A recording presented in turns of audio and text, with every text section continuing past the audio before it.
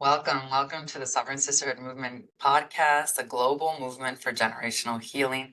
I'm Veronica Barragan, otherwise known as Jotira Chikor, and I'm here with my incredible co-host Elvira Mariscal, where today we're going to be diving into a topic that is incredibly triggering, absolutely, but it strikes so deep at the heart of generational trauma and generational wounds. What I'm referring to is abandonment, and whether this is a physical absence of a mother or father, or the emotional and spiritual void that is left behind, the impact shapes our ability to trust, to love, to be vulnerable. It impacts us at the level of the nervous system and brain. But today with Elvira, we're not just talking about the pain. We're here to show you how to heal, how to break the cycle, and to reclaim the self-trust and love that has always been yours. So welcome everyone, and welcome Elvira. How are you today? I'm amazing. How are you doing? Doing amazing as well. Thank you. You look absolutely beautiful, gorgeous, and radiant. Oh, so do you. I always admire. You always have these cute little outfits in your hair. Same. You see, we get along in every way. I'm always like, oh, I love what she's wearing today. I can't wait till we do our podcast. We can't wear the same size, I think. I know, right? Big difference in height. Exactly. When we do our podcast in person, they'll be able to notice the difference. Right? But other than that, I think we can wear the same pants. Anyways, it's such an honor to be here with you, especially talking about this. I know that this is definitely a wound that is out very much repeated, but is one that brings up a lot. And when I say the word abandonment, let's just start with that. Like, what comes up for you? What do you think about as it relates to generational trauma, and how would that show up in someone's life? Every time I look into what subject we're going to be talking about, I'll start just thinking about what it could possibly relate to, just even in my own family. And I could see a pattern of how I have this loved one who her husband abandoned her and left her with all their kids, and he just didn't care in regards to if they had a roof over their head, if they had food to eat. And I see how this had affected the children, because I have this loved one who just, it got to the point where even though she married a good husband, it didn't matter how much he provided and gave to her. I think deep down she doesn't realize how the abandonment of her father has affected her, where it doesn't matter how much you do for her, it doesn't matter how much her husband has given her, done for her, it's never enough. But it goes back rooted. I really feel it goes back rooted to the father, even though she can't see it, or she says she has no issues with her dad. You do see it in regards to how unhappy she is, and how it doesn't matter what anybody else does, it's never enough, because she hasn't healed that. Yeah. you know she hasn't healed her relationship with her dad. First, it's so crazy what you say about how people just don't realize that that's what the root is. And again, it could be from what we were talking about last week. Maybe it's guilt, maybe it's programming, whatever it is. But at the same token, that's what prohibits us from the healing. But also with her situation, it doesn't matter what people do for her. If she doesn't deal with this wound, it's like an exposed infection that just keeps moving. And now, in her situation, did dad physically leave, or was so he was kind of in her life, or I don't get that whole thing. He left when she was a little girl. Okay. So when he left as a little girl, and he pretty much just abandoned them. He didn't care if they had a place to live, if they had food to eat. There was, I think overall there were 12 kids, 3 of them passed away. 12, 3 passed. So he pretty much left the responsibility for the older ones to take care and maintain the younger ones. But the younger ones, especially this one person, I don't think she's healed that. She thinks she has, But it's obviously she hasn't, because even though she married a good man who gave her financially everything and gave her support, he's still the bad person. The husband's Right. still the bad person. And she says she's forgiving the dad, but nothing you ever do makes her happy. Nothing's ever good enough. But I think it's rooted into probably her self-worth. I'm not lovable. I'm not good enough because my father didn't stay. So nobody else, even everybody around you, regardless of how much they are there for you and provide for you, it's never enough because of that broken relationship of her father abandoning her when she was a little girl. Got it. Oh, got it. So he was definitely not in her life as an adult or afterwards. He pretty much just dipped and left the Yeah. whole family. And that is, and you're absolutely right. And we'll talk about in a moment the impact on the brain and the nervous system, which is why it doesn't matter how nice your husband is, which she's actually pretty lucky that she found someone that was not like her husband, because typically a woman that carries these abandonment wounds, especially with a father figure, they will go marry or find another partner that's exactly like that will leave them. So she's done some progress, right? And thank God that she was able to do that. But like you said, it's not like she's even in a good relationship because she can't see it. She doesn't, it doesn't matter what he does, and it's not him that's the problem. It's what the Course in Miracles calls, we create these shadow figures, which is basically all of these people that we haven't forgiven. We then see them in other people, even if it's not that person. We see it in our husband, we see it in our client, we see it because it's this unresolved grievance. And yeah, that is a major, especially when it comes to men. We understand that they have there's higher statistics of them abandoning the home, right? Physically, leaving their children behind. But there's other ways that this happens too. Like, for example, even the fact, like, think about our culture in Mexico. How many fathers came to work to the United States of America and left their children over there and then could not travel back because of, immigration, or simply because they started to create another life over here, but they would still send them money or they would still call them. That is still an abandonment wound, because as a child, as a small child between the ages of 0 to 7, your basic needs are of the need of your mother and father. That's why all these women that are feminist movement, toxic masculinity, that I'm just gonna go get pregnant and surrogate, and I'm not saying not to do it. If you did it, great, but I don't need a man attitude. Your child needs a man in their lives. Your Yes. child needs the father and the mother, period. That Yes. is nucleus family. We have been programmed, especially in the United States, to break that apart. In fact, I heard today that people from Mexico, or the culture from, I don't like calling them Hispanics. I don't like calling myself that because it puts you in a box. But that we suffer with more mental health problems because we were brought to another country that did not honor and value the family values that we had over there. So we were forced to basically mold into something that we didn't even believe in. So that's a whole other subject, right? But abandonment is not just physical leaving, right? If your mom, my mom used to do that to me when I was little. When I was little, I used to have to stay with my grandma for 3 months at a time because she had to come to the United States to work. And then between the ages of 0 to 3, I did not understand that she went to work. I thought, I'm not lovable. Why is she leaving me? Even though grandma never abused me, grandma took care of me. She fed me. She did. Never once did she yell at me. She wasn't very nurturing mother, like because of all the stuff that she went through. But it's not that she didn't love me. But yet, as a little girl, I didn't know my mom loves me and is going to work. I just thought mom is not here. I'm unlovable. So that's where my abandonment wound actually began. And it gets even deeper because abandonment is also, your mom has depression.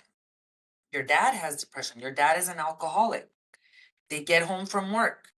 Mom has depression, and then she's also upset because they don't have enough money to pay for the monthly mortgage or the monthly rent. So now they have problems. As a little person between the ages of 0 to 7, you don't understand that it's because of the money. You don't understand that it's because of the pain she went through. Maybe her mom never showed her love. Maybe she was abused as a child, whatever that is, right? So she cannot give that to you. That is abandonment. Just Oh, because yeah. a mom is there physically, which my mom was there physically, but she had a lot of depression. She was not there emotionally, even though she worried a lot about me. She had all these rules. I couldn't go out to play out in the streets, very strict mom, very strict mom. But she was not there for me because Yeah. she was stuck in her depression. So Same. Yeah. have you seen this as well? Because I think people think, oh, if my dad was there, I need to just be grateful. He was at least there. Was he an alcoholic? Was he present with you? Did he support your needs? I'm talking about your emotional needs. Were you seen? I mean, is this something that you see as well? Oh, no. With my mom, she went through her own depression. So I would get myself up and ready to go to school by myself since I was in first grade. And she was home. She was a stay-at-home mom. But she couldn't, I don't know what she says she was going through depression, but I felt incredibly abandoned because as a little girl, I'm going to school and I would have to get myself up, do my hair, pull myself a bowl of cereal by myself. I wouldn't see no adults in the morning, even though she was home. And she would always manage to get somebody to take us to school.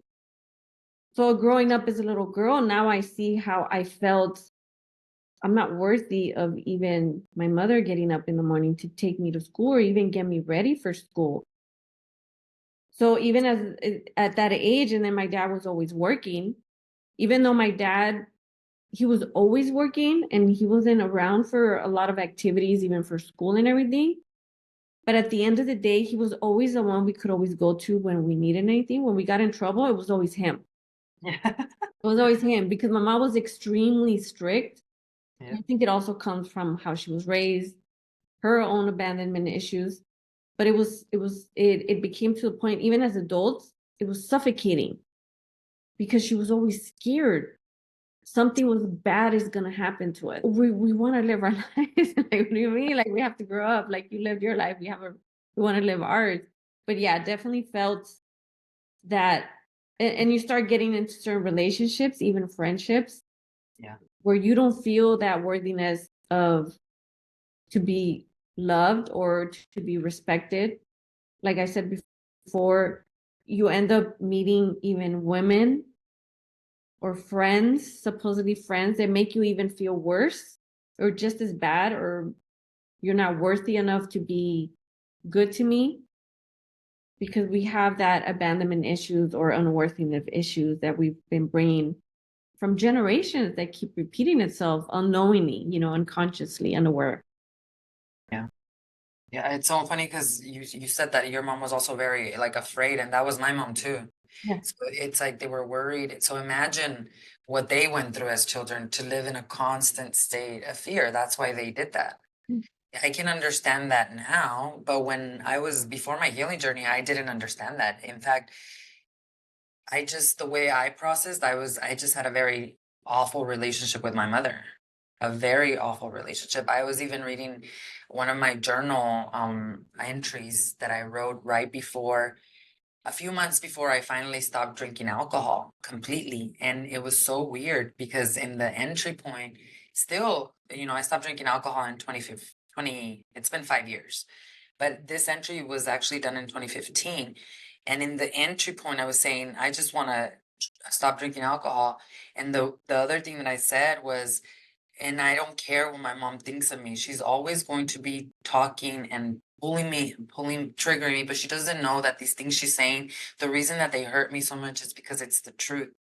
So after the abandonment happened with what we went through, my dad was like your dad too, worked a lot, but he was more actually in his divine feminine. He was actually like the one that would nurture me the Yeah. most.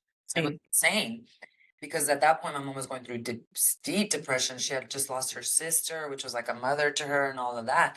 So for me it was always like this, I always wanted to be approved of my mom, so I always did extra. I got extra straight A's. I always, and it was never enough. As an adult growing up, it still absolutely triggered me. everything she said, it was a guilt trip, and I let it get to me in a very big way, and then it showed up in my relationships, like you said with your friend, or with the first example you gave. It's I couldn't be intimate with my husband because if my mom abandoned me, you're gonna abandon me too. Yeah. So that's where my toxic masculinity came. It was like, I'm gonna protect myself, and you're not gonna do shit to me, and I'm gonna be this very toxic masculine person, which was just like a rippling effect. So it was weird that last night on the full moon in Aries, I read this thing, and I was like, how much she still affected me before my Yeah. healing journey. And I Yes, don't think we see that as adults unless we get on this healing journey, right? exactly. You're the oldest as well, correct? Yeah. Yeah.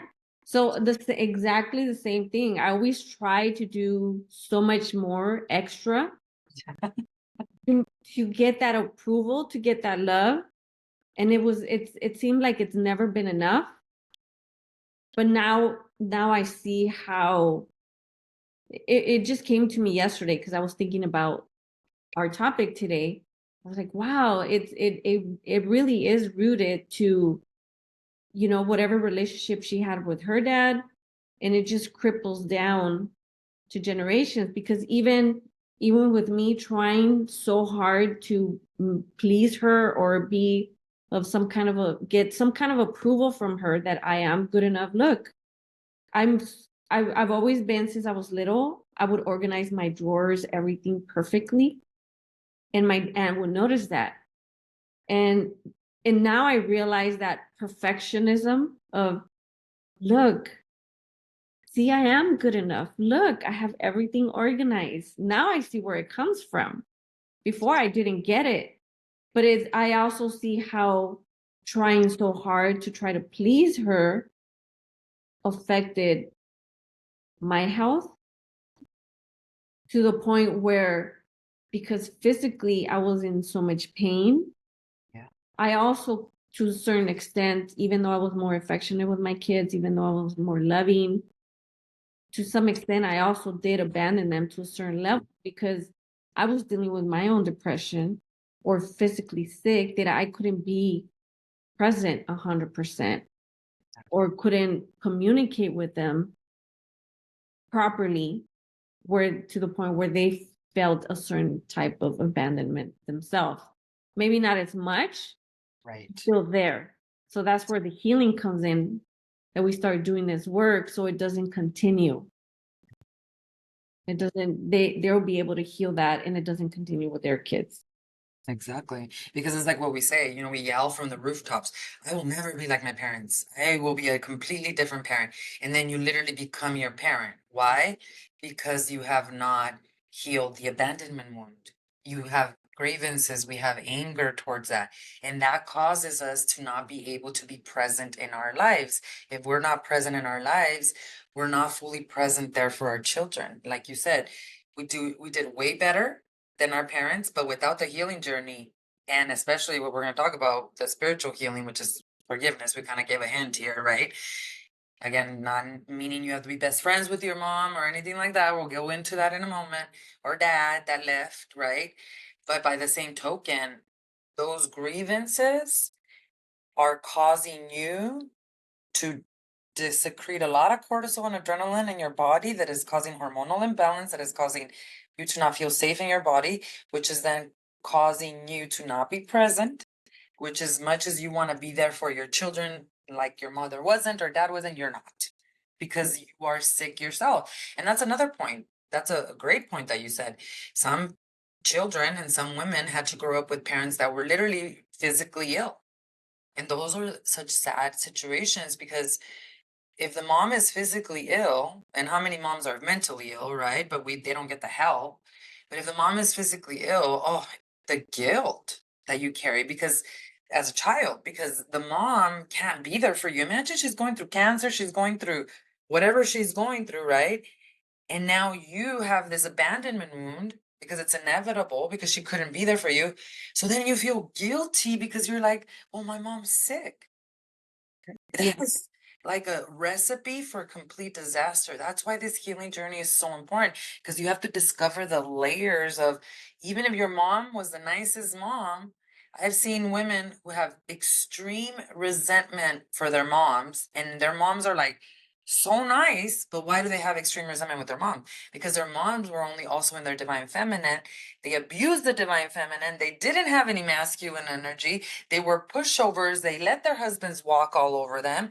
They carry resentment.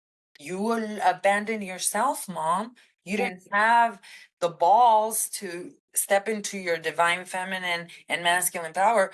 So I feel angry about that. I just can't express it. So now I feel guilty. Isn't that trippy? Oh, yes, yes. And it's right. Have you ever seen the show This Is Us? No. That show, oh my God, I think is one of the most best written series that I've ever seen. Um, and I just remember right now when you were talking about how when you're sick as a mother, you can't be there for your kids, or they feel guilty for even because they can't do anything, and they feel guilty even for living their lives or moving Yes. on or being happy.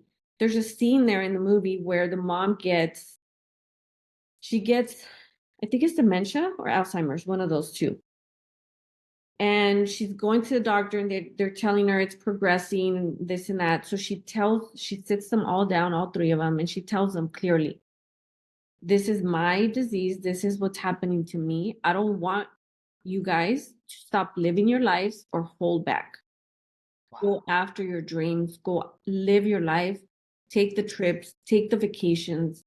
I don't want you to stop living because I have this. And it was so beautifully explained the way they presented it. It was just so beautiful of giving your kids that permission to be able to live your life regardless of what I'm going through. So they don't feel guilty for going after their dreams or going on the vacation, living their lives. Wow. If all parents could do that, can you imagine? It would Yes. be everything. But And it's even the healing journey right now to be able to go to our kids and be, you know what, I am sorry. I acknowledge that I maybe I wasn't there 100% and it wasn't their fault. and this also is not to be like a guilt trip on anyone who is going through like physical illness or mental illness. How now they're like, well, I don't feel good and I haven't been there for my parents. Now you all are telling me that I'm messing up my kids, right? This is not a guilt trip. Look, you're going through physical illness, your emotions are so valid. What you're going through, physical illness is a roller coaster, right? Like I get a little cold and I'm falling apart, right? So I can imagine like something not falling apart, but you know what I mean? Like you take for granted when you're healthy, right? You're even a little cough and all of that. But I think it's also very valid to also understand that when people are going through illness, there it's going to be a roller coaster, and it's amazing that that woman was able to do that in that show, and that's the way it should be. But it's still valid for her to go through her own roller coaster of emotions. Like she doesn't have to be like fully strong, like it's okay to not be okay. All we're saying, and I think this is what I'm saying, and I don't know if this is what you're saying, is if you're a parent that is physically sick or mentally or spiritually, acknowledge it and do you and take care of yourself. Now, sickness is not something to be feel guilty about. Sickness is the body's wise way of saying, hey, we need to restructure. We need to move, make some changes. But I think we also live in a society where we feel guilty about feeling sick. We feel guilty about, I read this story where this woman like I think she found out she had like this cancer or something, and she left her family. She left her kids. She left her husband. Why? Because she didn't want to be a burden and she didn't want anyone to know anything she was going through. I was like, damn, that's extreme. You know what I mean? So Yes. this is, I think we have to be careful also with society, because society has made people feel guilty with being sick. Even the whole pandemic, like if you coughed, all of a sudden everyone's like ducking and all this stuff, like sickness is, you shouldn't feel guilty about sickness. Sickness is a moment in time and space. Your body's wise. It knows how to heal itself. It's a moment to surrender, to take care of yourself. But unfortunately, parents, especially in past generations, they didn't do that. If they were sick, physical or mental, not only did they not get help, they just kept moving on with every day of their lives. And then it got worse and it got worse. And now as they get older, holy Jesus, now we're dealing with even bigger problems like dementia and Alzheimer's and all these other things. Don't you think? You know, right now that you say that, I realize I have to see where it relates to my husband, where he feels that kind of abandonment, where it comes from. But when he had his accident 2 years ago, Yeah.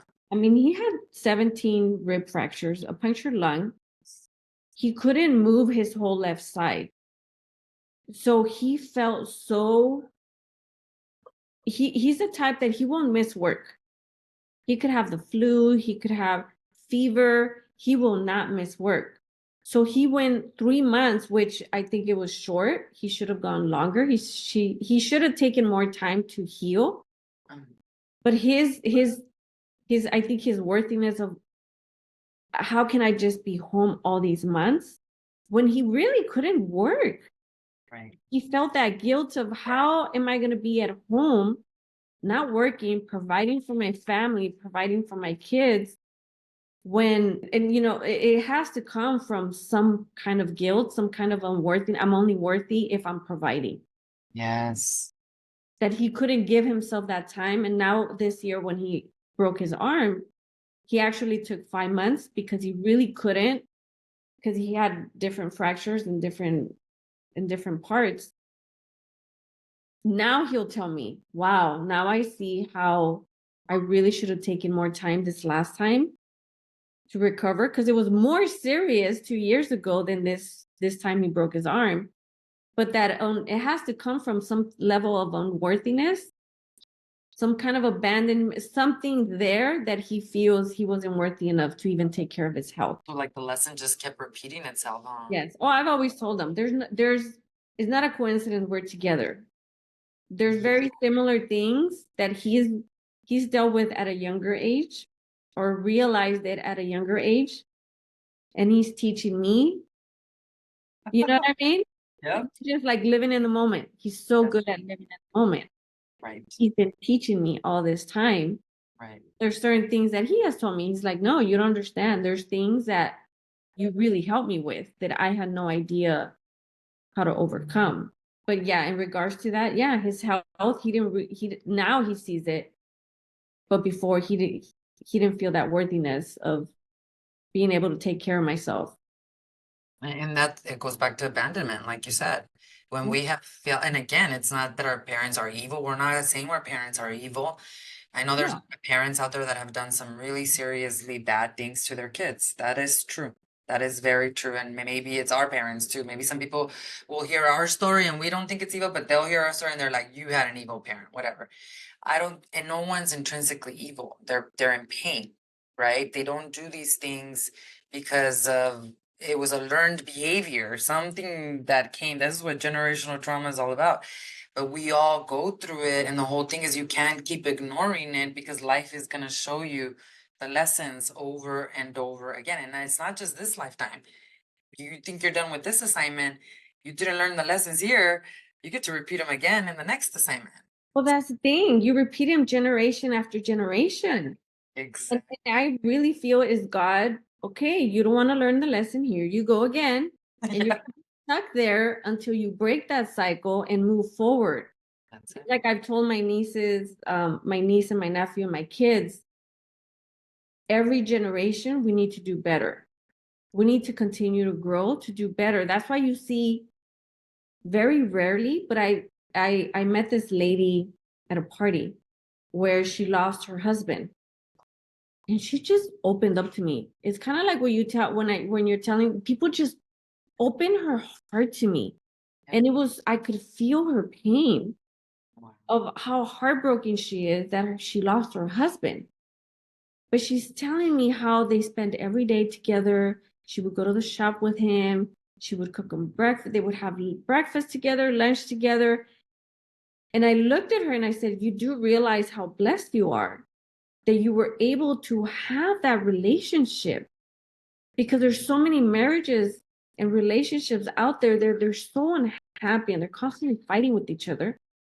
You've been so blessed with this marriage that you had with him, because not a lot of people have that. To me, that's generations that have done healing, to be able to get to that point where she married this man and her whole marriage was this beautiful story that you could tell your grandkids and you've shown your daughters. You know what I mean? Yeah. But to me, that's generations that have done healing work for sure. And that's what we need to do. Continue that healing. Nobody's perfect. I think a lot of times when we try to address these subjects with family, with loved ones, they think we're trying to attack them or we're trying to judge and criticize them. And it's not that. Many times we just need the acknowledgement that, yes, you did do this. It did hurt my feelings. And for them to be, okay, you're right. I did. I was not available, physically present or whatever. Right. But let's work on it and let's do things differently. I think the problem is when people shut down, Mm-hmm. the ego comes in. They're like, well, I'm not going to apologize. Deal with it. I had it worse than you did. Or, they're just excuses. And then nothing gets dealt with and nothing gets healed and worked on. Right. 1000%. Well, then let's talk about that then. That's a perfect segue to what we were going to talk about next.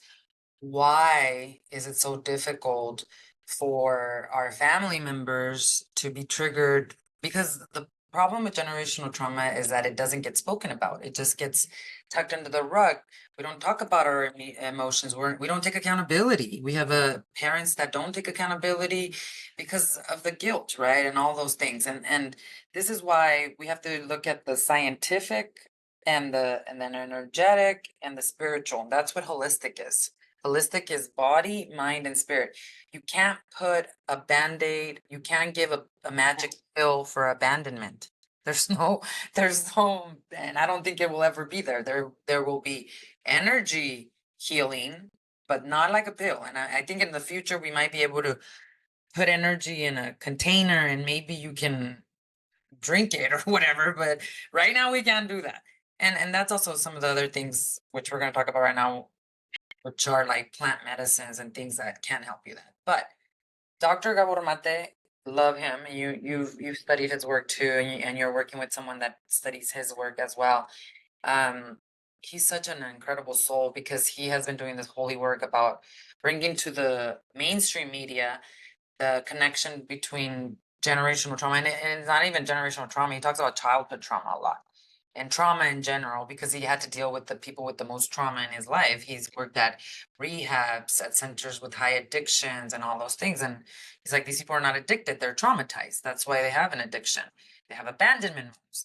So he talks a lot about how the core of abandonment trauma stems from the child's inherent need for emotional connection and attachment. We need it as a child just as much as we would need food and water.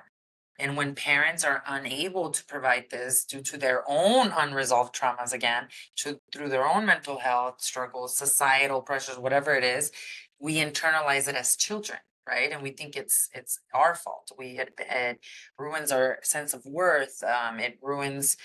We have shame. We have a deep sense of insecurity. But on the physical, this is the most important thing, and this is what I learned through Kundalini Yoga therapy, which is why I was like, no wonder I started to heal. No wonder I was able to forgive. Because what Dr. Gabor Mate points out is that trauma, especially abandonment, and this is a pattern. It didn't start with you. I'm sure your mom was abandoned, and that's why it happened to you. It affects the brain's development, particularly areas that are related to emotional regulation and stress responses. Why are the most addicted people the most traumatized? Because they use addiction as a coping mechanism to deal with the inherent pain.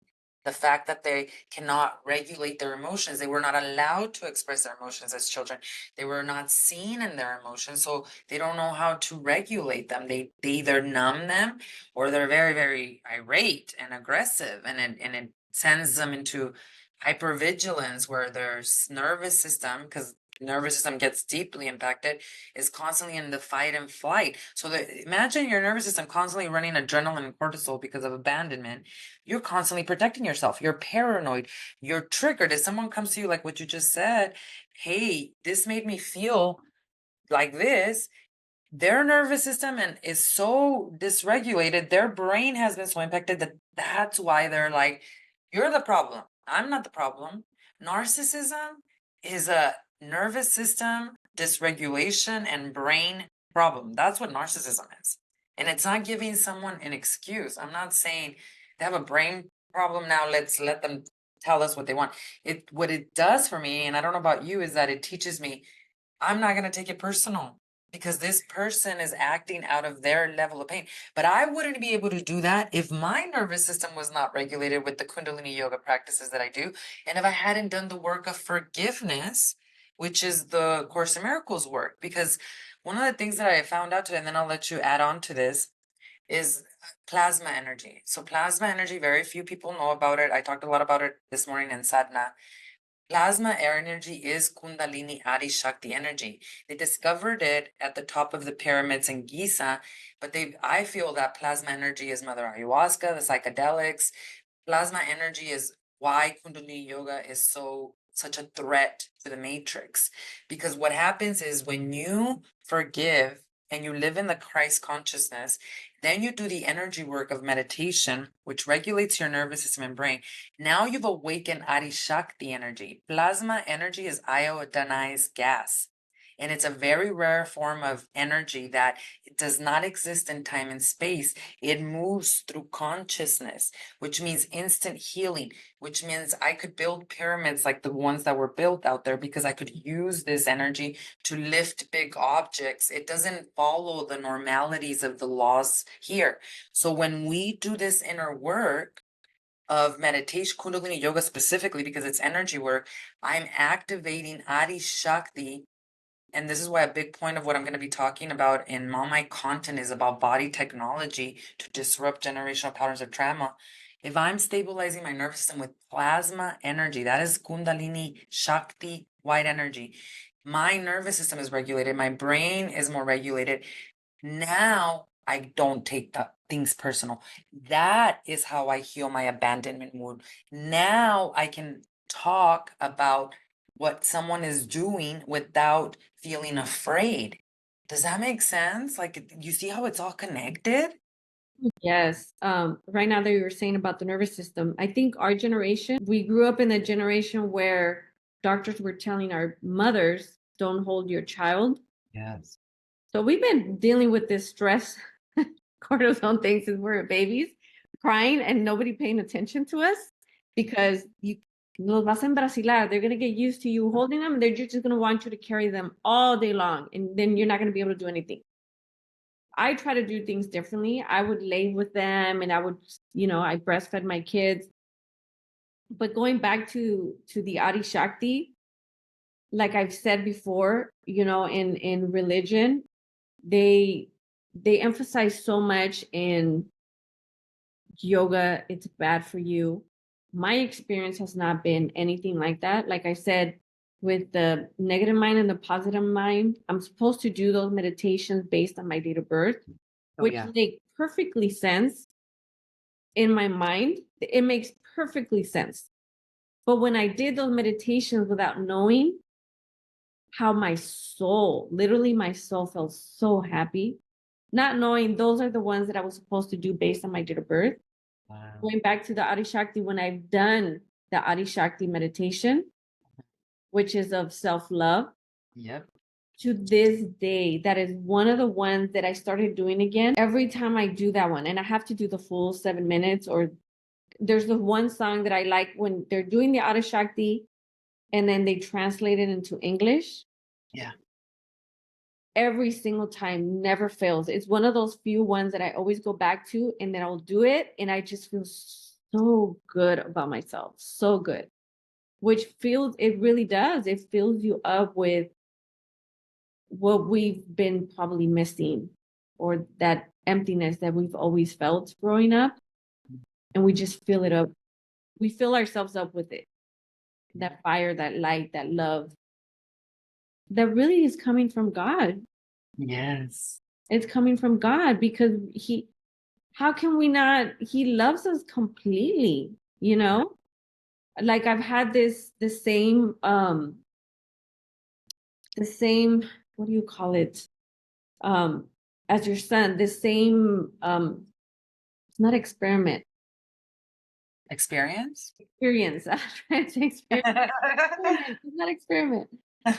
It's the same experience as your son where, and I've had it multiple times where God has blessed me with feeling him, Right.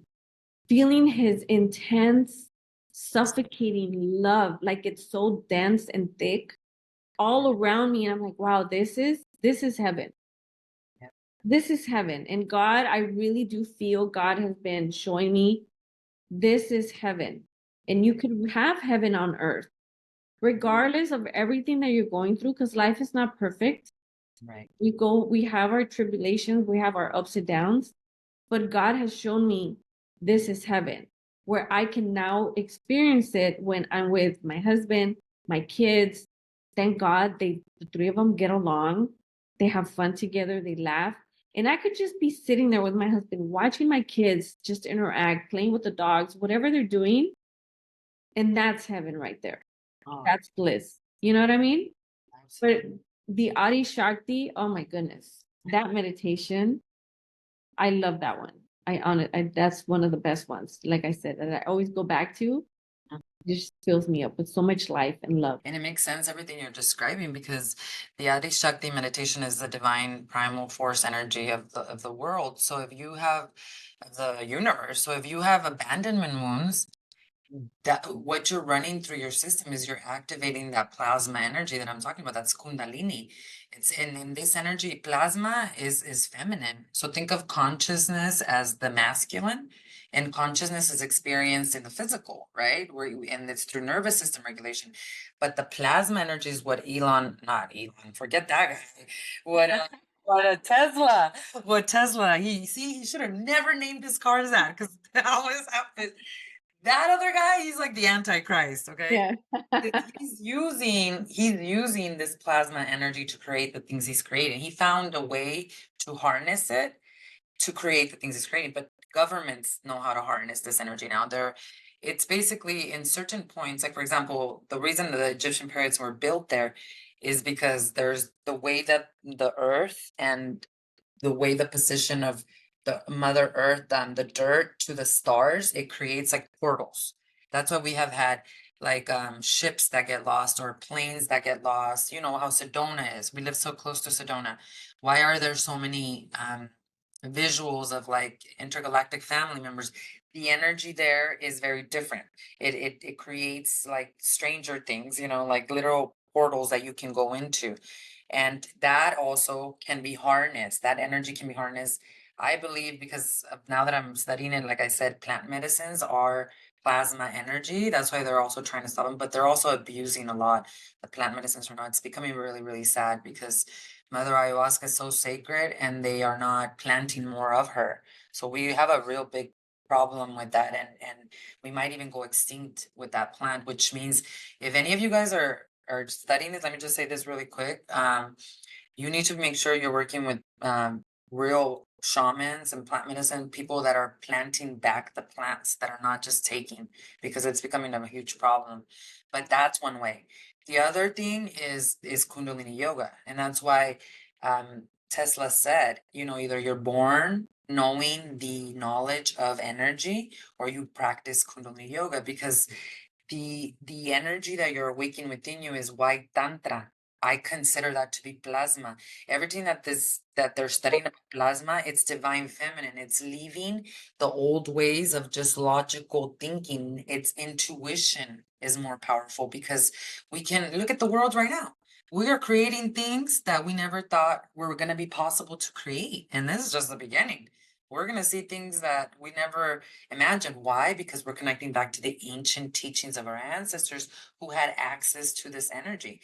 That's why they meditated. That's why Kundalini Yoga, there's a lot of like mudras and positions in caves of like the Mayans and the Hindus all over the world, because it was a way for them to harness the energy, to go beyond healing, to create universes and to create multidimensional traveling and all these things, and all that stuff is going to be very normal. So the practice for me, beyond healing, that's why yoga is not to heal you, it's to reveal you your truth. But if you have a lot of programs, guilt, abandonment, trauma, religious programming, all this stuff, then you're going to be really afraid of your power. And also it is scary because, like you said, you've had glimpses of the divine, because God only gives you enough of the light so that you don't have psychic shocks. There was recently an incident in the mall in Miami. I don't know if you heard about it, that some people thought that they saw aliens. Did you hear about that? No. So it was a big deal on TikTok, and then you didn't hear anything about it in the mainstream media, but there were a lot of cops there. So they do have videos of the cops that were there, but no one knows what happened inside. Somebody, apparently a guy has video on it, and what they recorded was like this. This is what an alien is. It's an intergalactic. This is what plasma energy is. It looked like a big puffer fish with picos, like spikes, and it was just like a big energy thing. Well, that is a portal. If you get too close to it, it is light. It is divine feminine energy. You will have a psychic shock. You will go into complete craziness. A lot of people are having spiritual psychosis.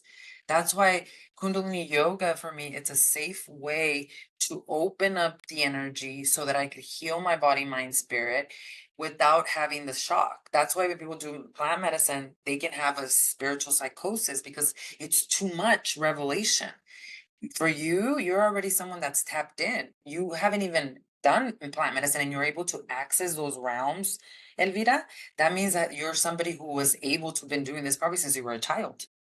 But you're Well, more I think Kundalini Yoga, we have to do it gradually. Yeah. Because I was doing how many meditations in the beginning? Like 14, 17, I don't know how many. So I honestly feel I was going into a psychic shock. Yep.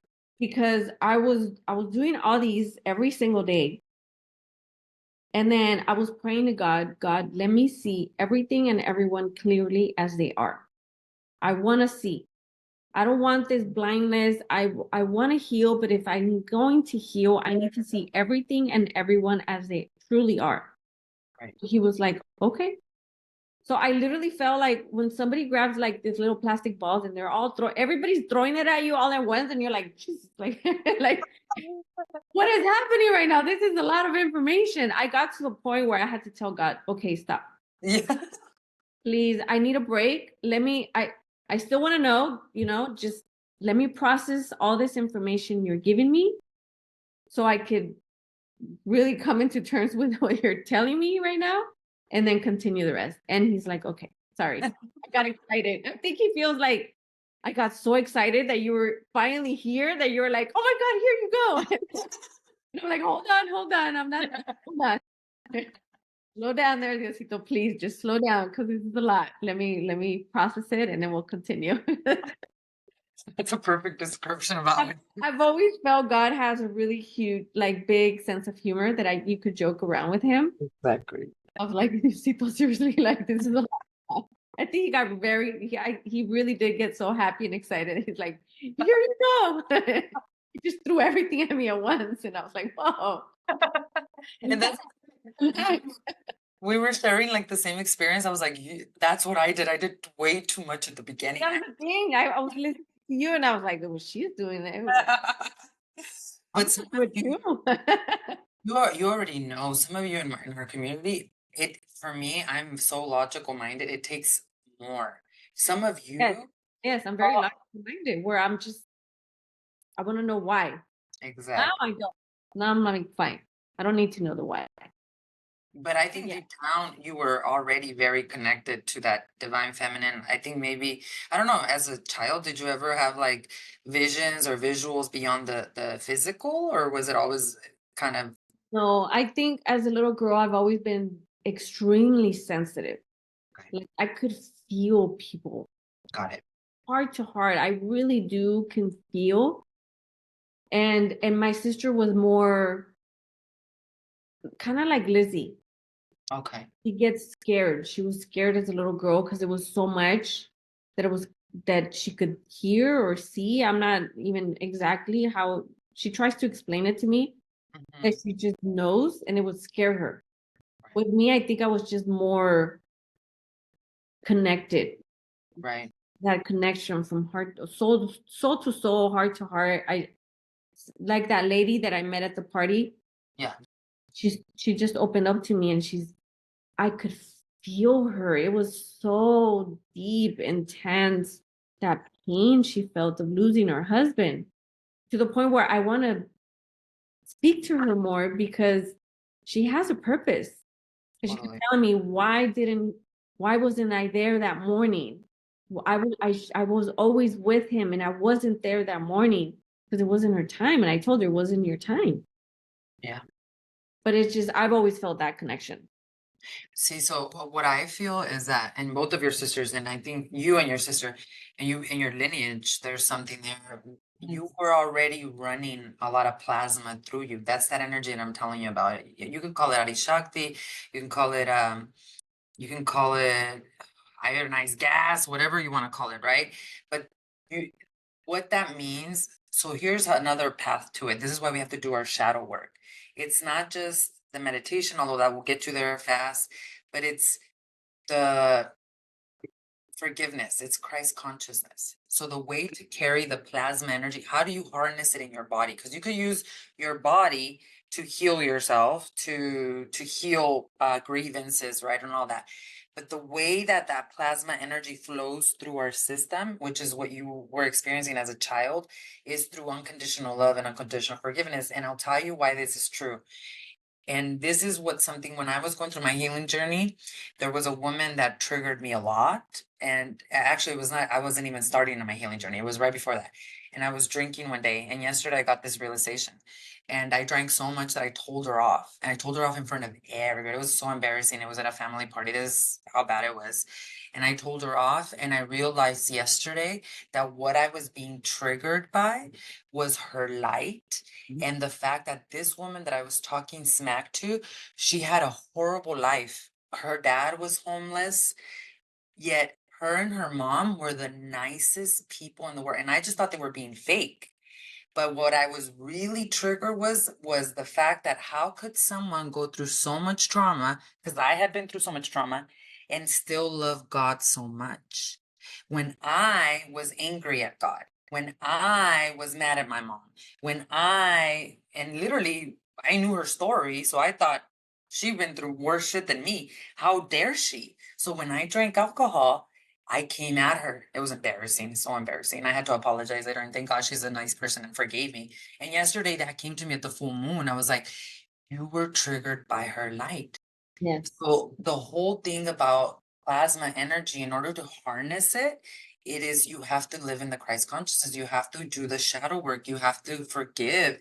You have to let go of those grievances because otherwise you can't hold it in there. That's why they keep us in these patterns of generational trauma. If you constantly hate your brother, your sister for what they did, your mom, and all that, you can't harness that energy. You have womb trauma. You have trauma in the other areas, so you're not powerful. So we don't have to worry about you. Does that make sense? Oh yes. I had this with somebody that I know, and then it's not really a friend. I know this person and I follow her on social media, and she's very, she doesn't care. She Yeah. doesn't care what people say about her. She's shining her light and she's being authentic to her. And I would get triggered by her. And I was like, why? One day I said, why am I triggered by this woman when she hasn't done anything to me? Right. What is happening here? When I finally realized is that she just doesn't care what people think about her. She's going to do right by her, and she's going to do what feels good to her, and she's going to shine her light and live her light. I was like, oh, that's why I'm triggered. Once I figured that out, she could do whatever she wants. She doesn't trigger me anymore. On the contrary, I see what she's living her life, and I'm like, oh, I love it, you know? But it was because it was triggering, because I wasn't being true and authentic myself. That's why it was triggering. Right, because we were running on abandonment wounds. That's really what it was. God hasn't been fair to me. I have a right to be angry.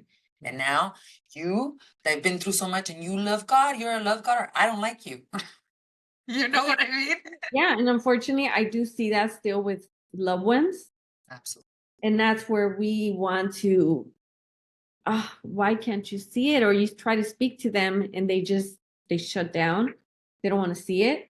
And they just want to blame everybody and continue in that, sitting in that abandonment and not truly doing what they need to do, or just even listening to open it up to that healing that they don't even realize that's what they actually need.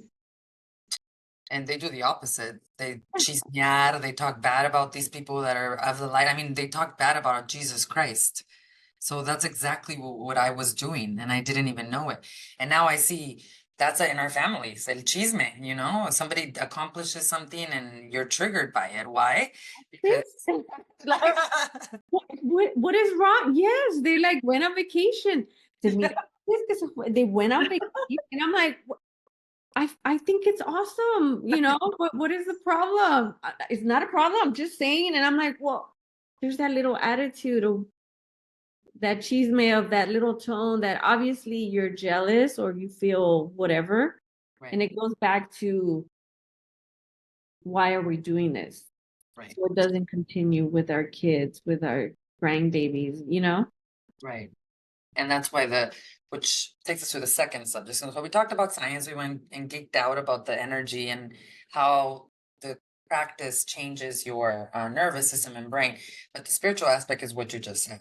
It's the shadow work. Why now are we not into the chisme, right? Right. And why now why do we have less grievance? Why do we judge less people? Even yesterday, like I got that realization. I don't have a bad relationship with this girl anymore. Afterwards, I asked for forgiveness too, because I was like, that was messed up. It happened a long time ago. And she was very kind to, of course, forgive me because that's who she is, right? And nobody judged me. My mother-in-law was there and everything, and my mother-in-law is the kindest woman in the world. Everybody was like cool about it because they understand people get crazy when they drink, right?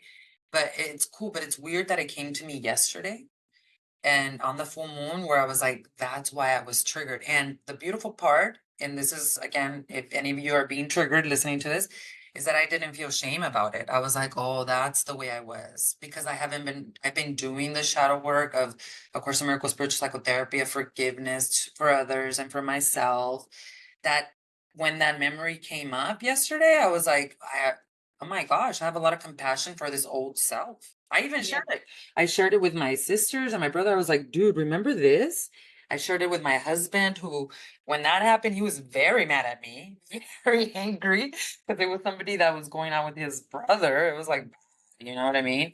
And he was super mad. And I told him, and because I told him in a way that was not guilt anymore, he was like, oh my God, I'm so glad that you recognize that. If I would have told them from a place of guilt, first of all, I wouldn't have told them, right? If I would have came from a place of guilt, he would have jumped on that. Like, yeah, Oh, yeah. you were a mess. You were, all this other stuff. But it wasn't like that. It was like liberating, which takes us to this part. Again, if you went through abandonment, we're sorry that you went through that, right? We understand that your emotions are valid. I'm not even sorry that you went through that. I'm going to take that back, because what you have gone through is perfect for your soul's evolution. Let me take that back altogether, right? Yeah. What you have gone through is perfect for your soul's evolution. What I'm saying is, I see you. I acknowledge you. You were not seen by your parents. They still think you're the problem. You still think they're the problem. No. Let's start at the beginning. What happened to you did happen. Okay? Let's acknowledge that. However, you can continue to give your energy to this experience, or you can only do the thing you can. You can control the only thing you can control, which is yourself. And you have to do the shadow work to be able to, and what is shadow work? Basically, I don't know. How do you see shadow work? To me, A Course in Miracles, reading the Bible, Thank you. my daughter going to church, she's reading the Bible, she's very committed to going to church. Absolutely. That's where it starts. Even just sitting down and acknowledging your feelings. That's what Dr. Gabor Mate is, sitting down. And like I said, we're always in a rush. We always have something to do. I don't want to cry right now. And you hold it in and you suppress it because you don't want to go back there and feel this unworthiness or sadness, anger, whatever. But physically, it makes you sick. So you have to at least acknowledge it and sit with it. Right. Sometimes I put the timer, 5 minutes. I'm angry right now. Why am I angry? What is going on? Why am I sad? And just crying it out or feeling it, giving myself that time. And then the timer goes off. Nuh-uh, I need another 5 minutes and repeat, Yeah. And then it goes off again, repeat it again. And sometimes I'm okay with the 5 minutes. Yeah. But we need to do the work. And I think we're so used to everything, especially now with technology. Yeah. Everything just goes so fast. Just taking the time, people have their ebooks or whatever they're called, where you have it, audiobooks. I listen so much to audio podcasts, books. I'm getting ready in the morning. I'm listening. Yeah. Getting it in, even when you're driving to work, listening to, even like you said, even the music. If you really pay attention, everything that's going on off subject like P. Diddy and stuff. That's probably some huge ass abandonment that's going. That's why all that happened. But you know what I mean? Like, it's just, I forgot why I mentioned him, of listening. The music that you listen to. The music, because they're saying, I'll listen to some TikToks about what's going on in regards to that. The music, the lyrics, they've been telling us for a long time what was actually happening, and nobody was catching it. And even when I'm getting ready in the morning, I'll listen to the Adi Shakti. There's certain ones, right, that I can't help it. It brings peace. It just calms me down. I saw a TikTok where there's a guy and he's listening to gangster music, and he's like doing the laundry and cleaning the pool, and you're over here listening to this gangster music. But if you really listen to it, it's very strong. Yeah. I like the beats. I like the music, the beats. Maybe I don't like the lyrics as much. Just more the beats, that bass, the sound that I've always really loved. But if you really pay attention what you were listening to, very strong. It's very degrading many times. And there's so many options. Like I said, audiobooks, A Course in Miracles, podcasts, something positive to bring you back. Yeah. Yeah, that's literally what shadow work is. It doesn't have to be one size fits all. I think the most important thing you mentioned is, all of it was very valuable, but what you said about sitting with your emotions, because it sounds so simple, but that's what it is. Like, we were never allowed to have these emotions when we were kids. No llores, no pasa nada. Exactly. You're good. No llores. You're fine. You're fine. Don't cry. Exactly. And talk about the programming in Spanish. The music is just as bad. All they talk about, my sons love to listen to Spanish music now. They listen to more Spanish music than English now, but they listen to old school Mexican music, like Spanish music, like the oldies, like Vicente Fernandez and Ramon Ayala, those guys, which surprises me so much because they didn't grow up around that. I'm embarrassed to say that I didn't listen to that. Well, actually, no, because those words are just as bad, as they are. But I was like, do you know what these songs are saying? And after a while, they're like, that's what it's saying? Seriously, as a kid, we would listen to certain songs. I had no idea what they were saying. It was just that beat. Exactly. You like that beat? Like I said, the bass. I love bass, and now you listen to it like, Jesus. But that was there in Spanish too. There's certain cumbias, whatever. You're like, well, okay. Like I was listening to because that's how I used to be. I would just listen to the beats. I didn't know what the words. You couldn't tell me to memorize a song because I couldn't tell you, but I would listen to the beats. The beats are the programming too. It's not just the words. Now that I meditate, I can't even listen to that stuff because I swear to God, it feels that's what's going in my subconscious mind. Like, screw this. Like I was listening to Sonora Dinamita, that the cumbias. Dude, the stuff they're talking about is like that's what el cuco is. That's I was all this bastard, you know what I mean? Like I told my husband, I never want you to play that song again. Like, but it is true. When you don't meditate, you easily get sucked into the trance, into the program. You don't care about the words. You don't listen to even the beat. Like I said, the beat does something to you. Like even that song, I always remember that Pitbull song, shot, shot, shot, shot. No wonder. Yeah, let's do this. Like, hello, what else are you gonna do? So yeah, it's that simple as boundaries. What are you consuming? And that goes especially for your social media, because the algorithms, all of us are just a number on a database, and they know exactly what's gonna give you cortisol, exactly what's gonna give you adrenaline. If you're somebody who has fear of being cheated on, you're gonna get all the cheating videos. If you're somebody who's afraid of getting a certain disease, you're gonna get all the videos. Why? Because it's gonna keep you coming back. It's gonna keep you coming back. So we do need sovereignty around the consumption. But I also feel like I said, like you said, it's the feeling of the emotions because we were not allowed. It's okay to not be okay, ladies. It's okay to cry. It's okay to feel the rage that you haven't felt for a long time. It's okay. And we're not saying that emotions are bad. They're not. They're a moment in time and space. That's it. But what we are saying is that you can activate shadow work, facing yourself, listening to these other things. Like A Course in Miracles is a perfect example because it's not like it tells you, listen, let's look at all the bad shadows inside of you. That's not what the course is all at all about. It's about the teachings of Christ consciousness. It's a constant remembering of you are unconditional love. You are the light. You are not a sinner. You are not your program. You are created in the image of God.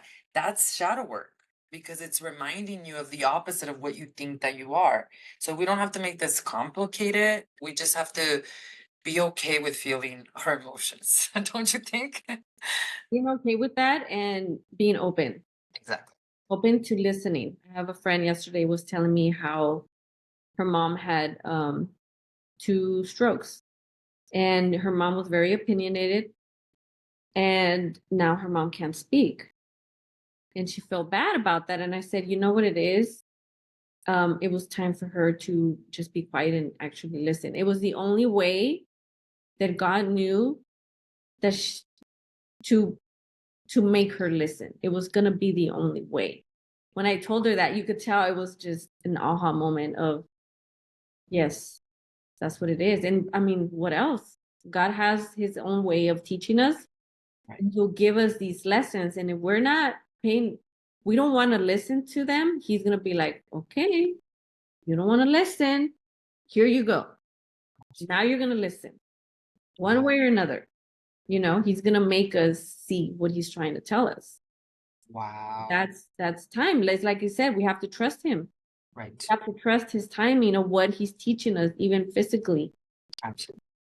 Yeah, especially when it comes to other people, because you can't control their karma. You have to let them live through. It's so funny you say that because that's exactly, thank God you were there for your friend because you literally liberated her from all the guilt, I'm sure, and all of the pain she was carrying. Because it's absolutely true. It's almost like we're made to be felt like we feel guilty if we're not constantly worrying because a parent is sick or a parent goes through something, when you worrying only adds on to the disease. You worrying only adds on to the identity that they have of whatever they're going through. And a perfect example of that is Ram Dass. Do you know who Ram Dass is?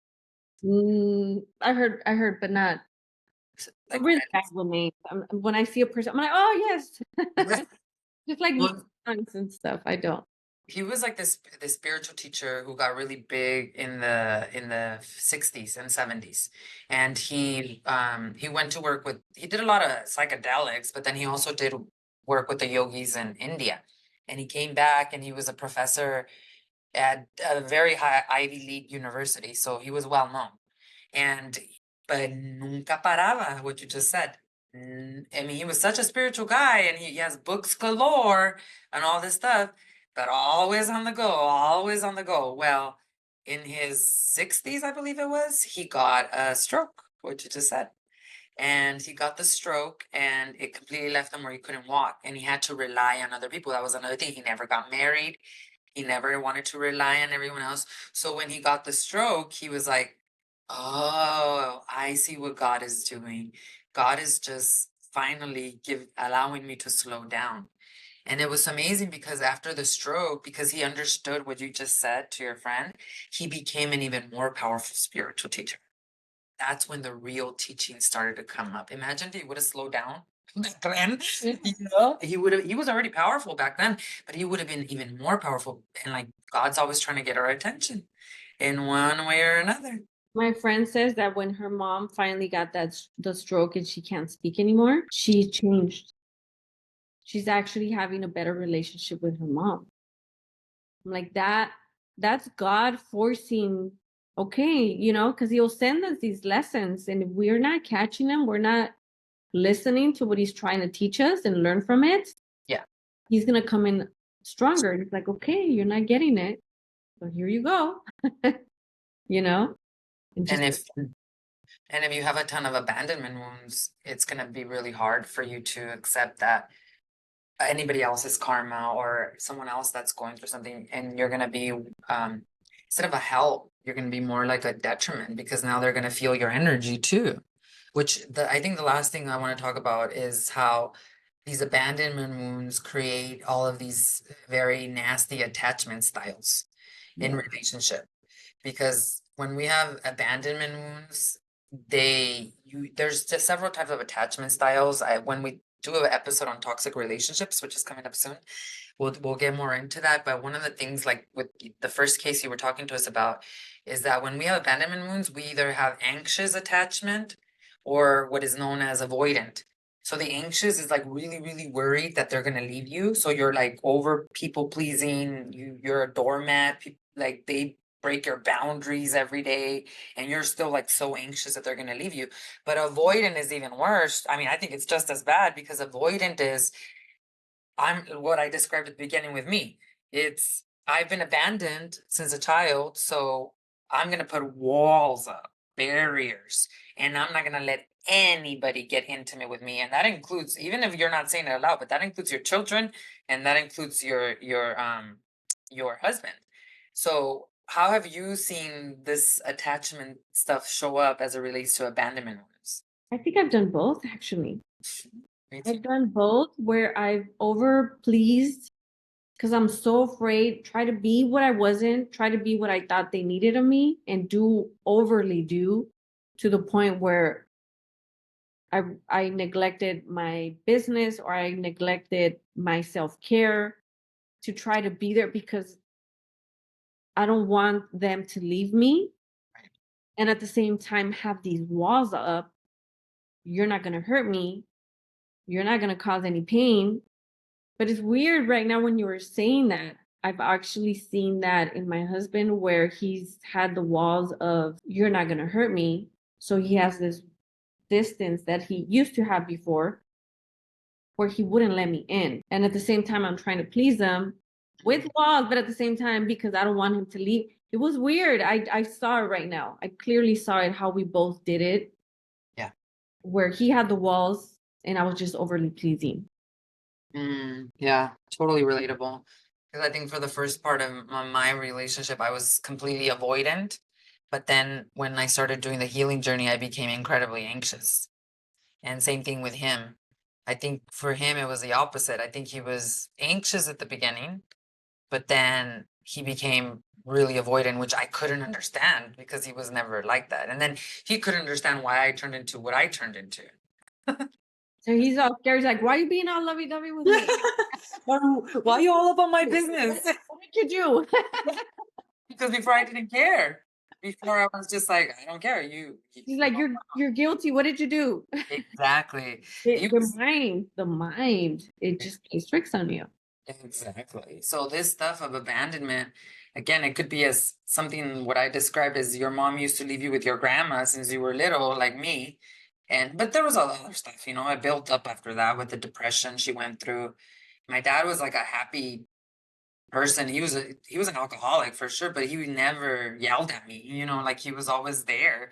He would go to the assemblies and stuff like that. So I don't know. I don't think I've ever had any type of abandonment wounds with them, but you never know. Like you keep digging and you find shit, you know, afterwards. You know what I mean? Yeah, I don't feel that with my dad either.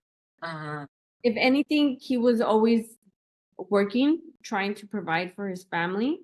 But yeah. when we truly needed him, like anything would happen, Mhm. seriously, dad. Yeah. We always went to him and it's like, Dad, but don't tell my mom. And he'll be Yeah. like, okay. And he wouldn't say anything, but he would help us out if we got in trouble for whatever reason and we got ourselves in a mess. He'd be like, okay, it's fine. He was always there. So I don't think I really feel it with him either because he was very loving and affectionate. So I don't, thank God I didn't get that from him. That was broken for Yeah. sure, I think. Same thing, same situation with me. At least we did have that with our father. I think they overcompensated with the masculine and feminine energy that we did need, you know, Yeah. poor guys. And they got to- but by the same token, you know, they also chose our mothers as, and then we're not trying to. I know I'm not, and I know you're not either. Trying to make our moms to be out as these No, bad people. We're just stating the facts. So in fact, it doesn't even trigger me, and I don't see my mom like that right now at all anymore because I healed her relationship with me. I understand she was always and will continue to act out of her level of consciousness and pain, and it has nothing to do with my word. But that goes back to the Adi Shakti, that I have a universal mother. I've never been alone. I've God has always been with me. So we have to, one of the things I heard, I don't even know where I heard this, is that we have to reparent ourselves and become the parents for ourselves that we wish we would have had, yes. because no one can do that for you. And that's what the big part of the healing journey is all about. Yes, I completely agree. I don't want people to think we're judging or criticizing our loved ones in any way Right. or our mothers. They're acting, like you said, out of their level of consciousness, of their level of awareness of wherever they are mentally to actually do the work and accept and acknowledge where they are. But it is necessary to speak about it. And that's something, many signs that I've received from God where if you don't share your story, then what is the point? You have to share the story. And the more that I speak to women that I come across with, that I meet, that I connect with, is I thought I was the only one. I didn't realize, and I felt it too. Even in our coaching group, I Yeah. didn't realize that there were other women feeling the same way, dealing with the same issues, and it's helped to the healing journey because you're like, okay, I'm not the only one. We're all, like I said, we're all on this journey trying to heal and do things differently. And that's where I'm meeting more women now that are just naturally coming, that are in the same situation, very similar upbringings, and that want to heal. It's time. It's time. And that's why God has been saying you have to share your story. Yes. And that's the only reason, not to judge or criticize or make anybody feel bad. Like they're these horrible people. No, it's we need to talk about it to be able to learn a different way and teach others that it is possible and that they're not the only ones and they're not alone. Yes, 1000% amen to that. Oh my God. Well, we can talk about a lot of other things around this subject matter, and we're gonna touch on it in future podcast episodes as we talk about other things. But I guess what would be like the last words of advice that you would give to someone that has maybe through this podcast episode recognized that, you know what, I'm operating under an abandonment. Just keeping an open mind. There you You know, I've had people that are listening to us and they tell me the same thing. It's like you're talking to me, you're talking about my life and just realizing you're not alone. it obviously, if you're coming to this and you're listening to this, it's because it's time. Yes. It's time to start the healing and open our minds to listening to something different. Yes. We were taught, because obviously, and like I said, it's nothing bad of criticizing anybody of how we've done things for generations, but I think it's more than obvious that something has to change. Yeah. I'm just searching whatever works for you, because some people, they think that Course in Miracles is against a religion. Like I've said, I haven't seen anything in it that would tell me or indicate, wait a minute, this is odd. This is weird. No, everything has been perfect.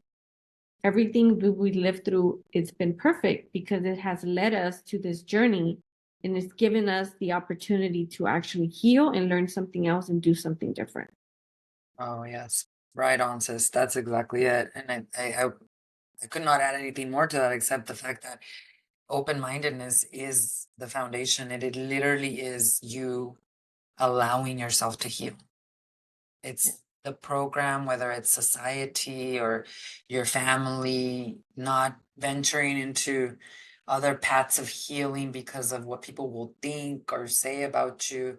That's going to be your biggest setback. It is literally, you have to allow yourself permission to heal, and then God will bring you the tools, people, teachings, but you have to say yes. That's Yes. the first part. So Yes. let go of the shame. We've all got lots of stuff to work through. That's why we're all in this university called life, right? Yes. And make it part of your journey and your legacy to not pass this, because it's not enough for you to just say, I'm never going to be like my parents, or I will never allow my parents or my kids to go through what I went through. That's not enough. In fact, that is the magnet that brings it to you even more and more. Yes. Yes.